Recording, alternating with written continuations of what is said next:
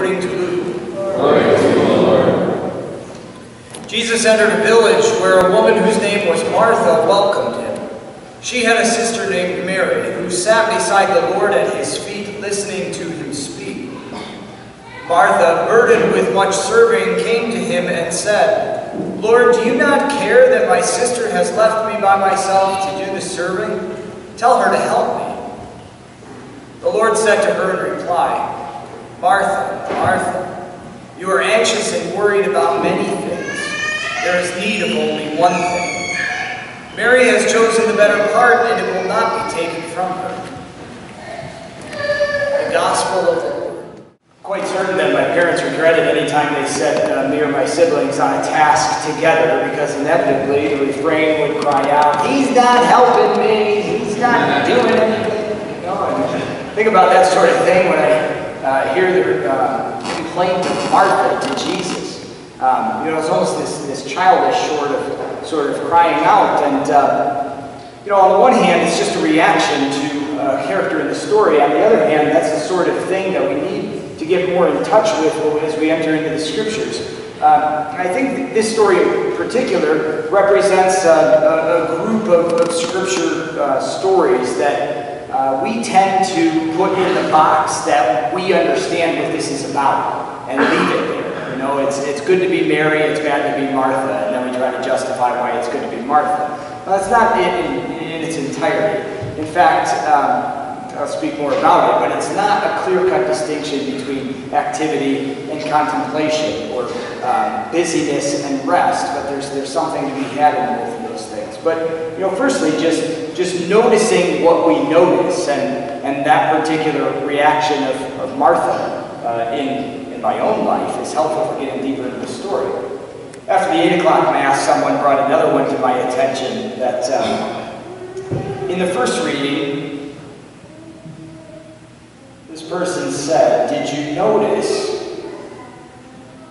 notice how when Abraham saw the 3 men who had come to the tent," I'm not sure that he totally knows that it's the Lord yet, but when he notices that there's guests, he immediately runs back to the tent and tells Sarah, "Hey, can you go fix them something to eat?" And then he has this encounter with the Lord, and she's stuck in the kitchen. You know, and I'm like, sorry, I've literally never considered that. This is not part of my experience, but you know, those are the sorts of things that can draw us deeper into the Word. You know, bringing the experience of our own hearts, our own lives into it. So, you know, today I want to focus more particularly on the Gospel and what's going on in Martha's heart, really. You know, just consider this situation on another level, right? Jesus the Christ, the Messiah, has come into this village. And Martha, I think at this point, that Martha and Mary probably know that they do know him. But she welcomes him into her home. And there's this ignorance, whether intentional or just where she's at, of who he is and what his presence is for her in this moment. So Jesus, God himself, is in her house. And it's not so much the problem with the hospitality, it's not so much the problem with the busyness itself, but notice where her heart is.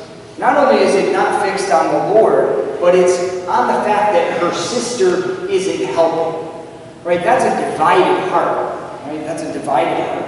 God himself is in her midst, and she's stuck on the fact that her sister isn't helping. See, she can probably get done what she needs to get done without her sister's help, but the fact that she isn't helping just bothers her so bad that she can't herself sit at the feet of Jesus. Now, Jesus' response to Martha as well, and he doesn't say, "Martha, you know, come sit at my feet, stop doing what you're doing." And he doesn't say, you know, "Mary, get up and help your sister." What does Jesus do? He says, Mary has chosen the better part, right? Mary has chosen the better part and won't be taken from her. Jesus invites Martha to the same posture that Mary has. He doesn't say stop what you're doing, but he invites her to the posture of discipleship. And that's what it means to sit at the feet of someone. It means to learn from them. It means to take in every word and let it sink deep into their hearts. to contemplate the message, to learn the doctrines, and to become, essentially one with this person. You can do that as you go about your duties that you have. Martha doesn't have to stop serving, but she does have to take on the posture of discipleship.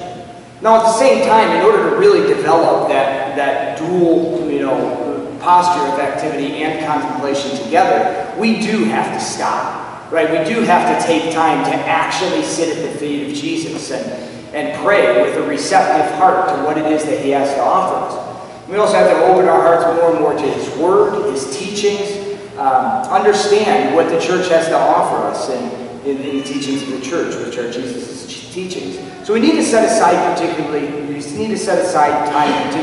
for that.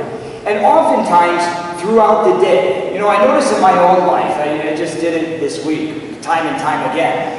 You get through like the middle of the afternoon, and you have a tentative plan to stop and pray, or stop and rest. And I think to myself, okay, somewhere in this block of time, I need to, take a little bit lesser amount of time. And again, it comes up, okay, well, if I just do this one more thing, if I get this one thing off my mind, if I get this one thing off my mind, and then all of a sudden you're like, okay, I have to stop now or I'm not going to stop, And it's not just to stop and rest and pause without any direction. It's to turn back to the Lord when your heart gets so busy and distracted by the things that you have to do.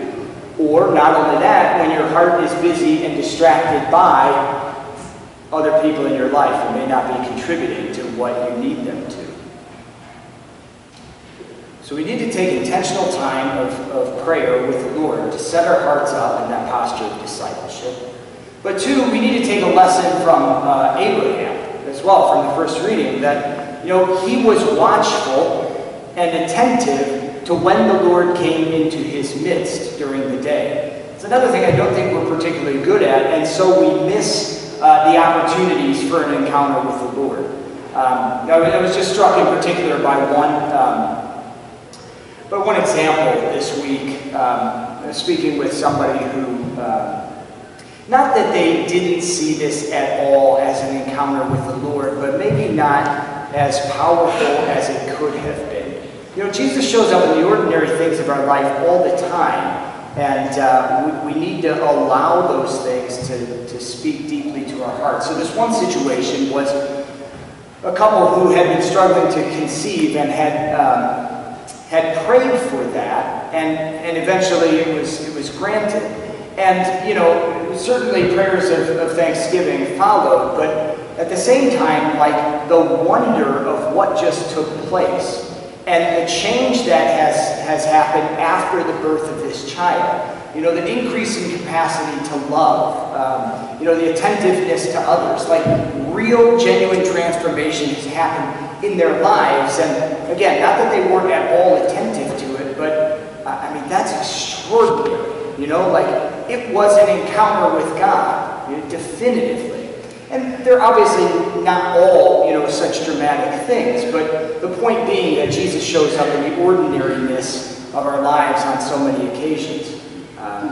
Again, the example in the gospel that Martha just invites him into the house, and they're, going to spend the day, they're going to have dinner, whatever it is. Our encounters with other people are often encounters with the Lord that he wants us to have. So, 2 points. Practice a posture of discipleship, setting aside time for personal prayer, stopping in the midst of our busyness to turn our attention back to the Lord and off of the distractions of the activity we have and the people who are bothering us, right? To turn back to the Lord. I think about this. Who stole Martha's peace? Right? Who stole Martha's peace? Was it Jesus? No. Jesus didn't steal her peace. Was it Mary? No. Mary's not her enemy either. Right? The enemy is the enemy. And the way that we fight him is by turning our focus back to the Lord and praising him. So, practice posture of discipleship, praying throughout the day, stopping when you're busy and bothered by other people, and be attentive to the things that are happening in your life, where the Lord wants you to encounter him in everyday situations. That way we merge these two postures of activity and contemplation in the way that the Lord always wants us to. And we live our lives as a constant encounter with Him.